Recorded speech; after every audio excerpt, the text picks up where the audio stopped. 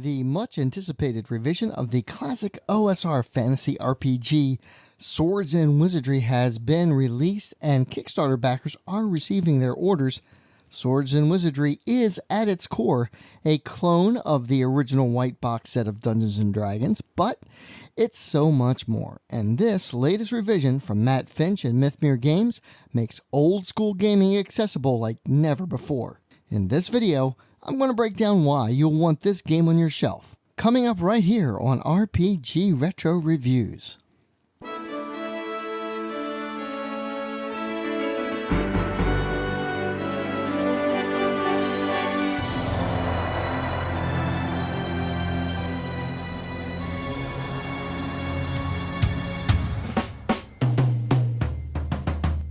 Hello everyone, I'm Captain Courageous, and I review old school modules and games and try to give them a fun and informative analysis. This week I'm taking a look at the much anticipated Swords and Wizardry revised rules recently released from Mythmere Games. Now, I've already done a full review of Swords and Wizardry Complete back in August of 2019, and I do not wish to revisit old material, but I've given this coverage, so I've included a link to my original review here, and if you would like to jump forward to my evaluation of the revised edition, you can jump forward to this timestamp here. Alright, with that said, let me briefly talk about this game's history and purpose. This game was developed by Matt Finch, who, along with Stuart Marshall, designed Osric, the old-school reference and index compilation back in 2006, the first retro clone, this one emulating the rules of first edition Advanced Dungeons & Dragons. Swords and Wizardry, released in 2008, replicates the rules of original Dungeons & Dragons, sometimes referred to as the white box version of the game. Originally, publication of these rules was allowed due to the original OGL license from Wizards of the Coast and its corresponding SRD released back in 2000. This revised rule set is made possible by Wizards of the Coast's new Creative Commons license, which was released after that bit of kerfuffle earlier this year, which I'm not going to get into. This latest revision comes about as a result of Mythmere Games' Kickstarter, which completed back in August, and printed copies are now reaching backers. Swords and Wizardry is not a pure clone of the original white box. Like many retro clones, certain liberties have been taken with the rules to allow for a few modern tweaks to be included, such as ascending armor class, but note that the traditional descending armor class rules are included and are the default setting. So there is a simplified saving throw system as well, and that only requires one save number, with class abilities providing a +2 bonus to certain saves. For example, clerics get a +2 bonus against being paralyzed or poisoned. Thieves get a +2 bonus against devices of all types, traps, and magical wands and staffs. Magic users get a +2 bonus against all spells, including wands and staffs. Paladins get a +2 to all saves. As you can see here, the save number improves about every level, but the starting number is different for the various classes. It's a very ingenious simplification. 9 character classes from Assassin to Thief are included, mostly intact from the original rules and supplements. In the revised rules, races are now called ancestries, still separate from class, but are limited to specific classes and level limitations as per the original rules. For example, dwarves must be fighters or fighter thieves. Halflings are limited to only fighters with a max of 4th level, and so on. However, it should be noted that the open-ended nature of the game allows for referees to modify, change, or disregard these restrictions as it suits their campaign, and in fact, there is a highlighted box that suggests that an ancestry can continue to progress after the stated limit, but with an XP penalty, and recommends a 50% penalty after that point. For ancestries like dwarves and elves that have very long lifespans in regards to humans, I think this is a great alternative. Let me take a moment to point out that throughout the Swords and Wizardry rules where it deviates from the original D&D rules, it's asterisked or noted, and that many of the alternatives are there for improved playability and reflect the decades of experience through actual play. The spells are pretty much pulled directly from the white box and its supplements in all their deadly and out of balance glory. Power word kill, less than 50 hit points, you're dead, no save. Sleep spell, 1 hit die or less, and 2d8 are put to sleep, no save. Great if you're casting a spell, not so great if the spell is being cast at you. Magic Missile is an interesting case where there have been 2 versions of the spell for years now. The original version had the magic user making an attack roll and doing 1d6 plus 1 damage. Moldvay Basic lowered this damage to 1d4 plus 1, but made the hit automatic. In Swords and Wizardry, the magic user chooses which version they want to cast, which is a nice compromise. Ability scores use a variation of the original white box plus the supplements. Remember, in the original box set, for example, there were no bonuses for strength other than XP bonuses for a high prime requisite for a fighter. Here, strength gets bonuses to hit and damage, open doors, and carrying capacity. This is very well done. Unlike in the Greyhawk supplement that use percentile dice for fighters as seen here, Swords and Wizardry just states that the bonuses on the chart are for fighters and suggests that if you give other classes a bonus for high strength, that'd be no more than a +1 at best. This falls right in line with how dexterity is handled in regards to armor class bonuses and missile fire, with a 13 to 18 range giving just a +1. In my previous review of this game, I expressed my appreciation for how well organized the rules were, and this revision is a vast improvement over even that.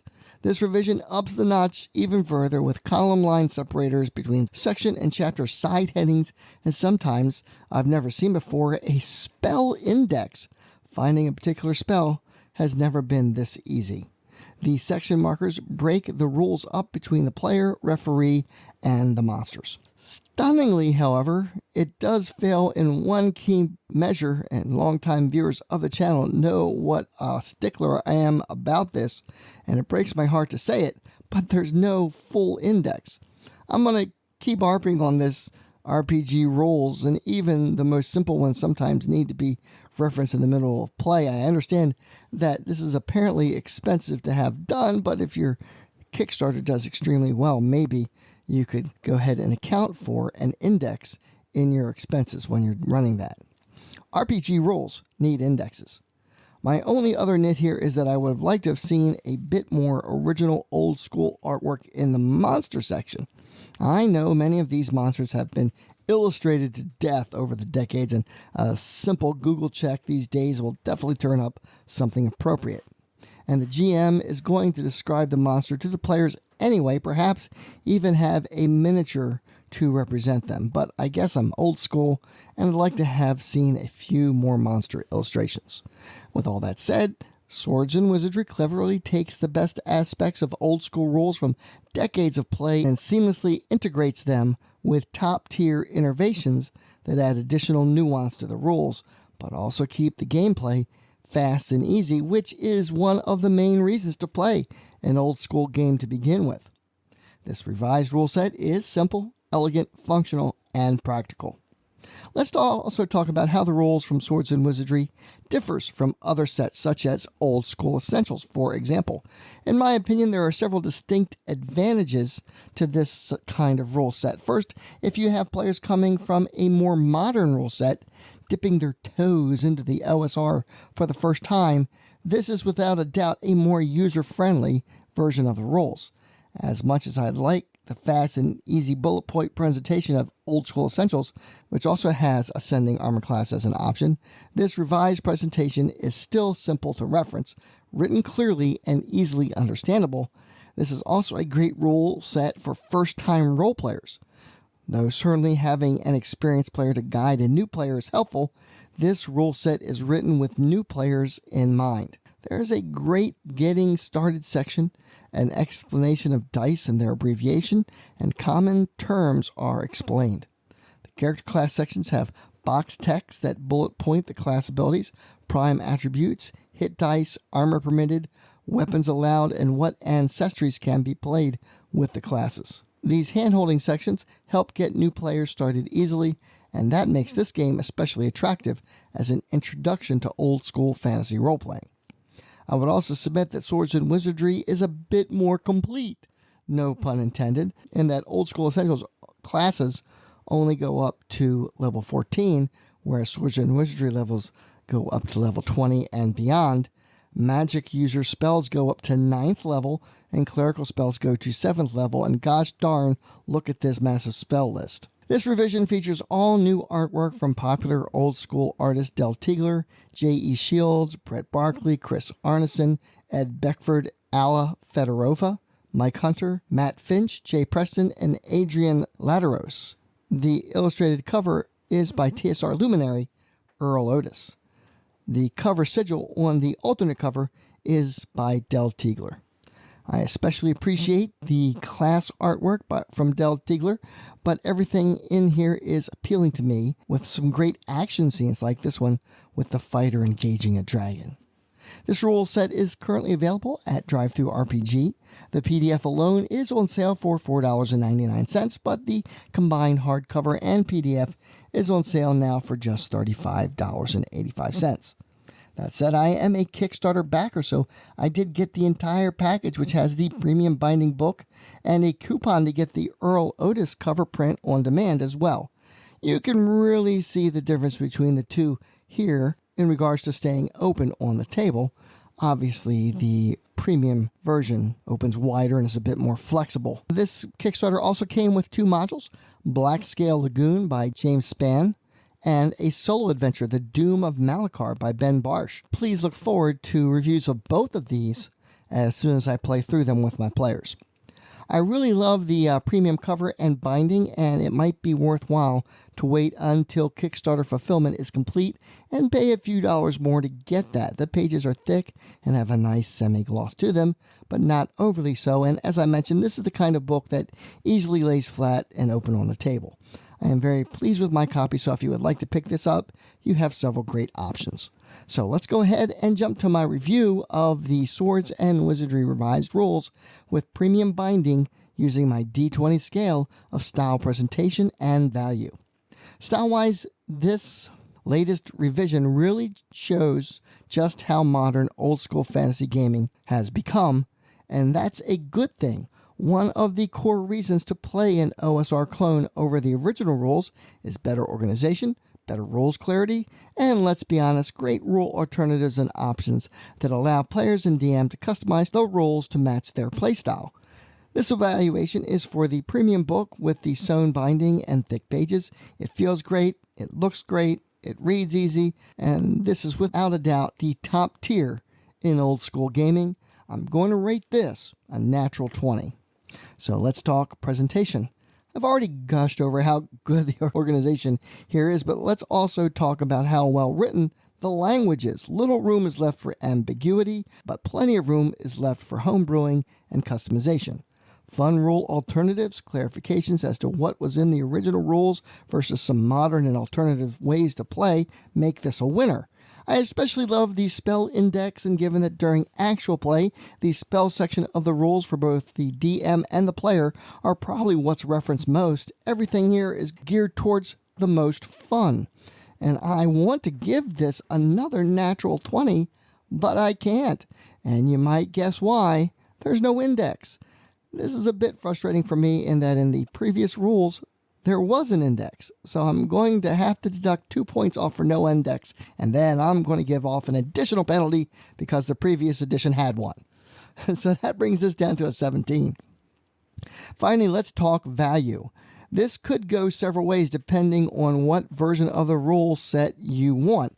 If you only want the PDF, it's $4.99. The print on demand is available for $35.85 at DriveThruRPG, but in my opinion, you really can't go wrong with a premium print, which, when it becomes available, will sell for $40. Not too bad for a complete fantasy game. I'll rate this an 18. And that brings the overall rating for Swords and Wizardry Revised to a 55. Amazing. Well, that about wraps things up for this edition of RPG Retro Reviews. I hope you found this video useful and informative. I'd like to thank my Patreons for their support. Without you, this channel is just not possible. Please help me out with a like, subscribe, and click the little bell so that you get notifications when I upload new content. Consider supporting me on Patreon as well. Those who are regular viewers of this channel might know that I am a full-time DJ, and my schedule has been very busy this month with several weddings and private parties. So hopefully I'm back on a more regular video production schedule going forward. Please comment below. I really enjoy reading them. Please check out my Teespring store for all kinds of great gaming swag. Please check out the Facebook channel, RPG Retro Reviews, and consider becoming a patron yourself, or alternatively, if you would like, you can just leave a tip in the PayPal tip jar, or alternatively, you can leave a tip through YouTube's Super Thanks right here. Thank you all so much for watching, and as always, my friends, may your D20 roll true and game on.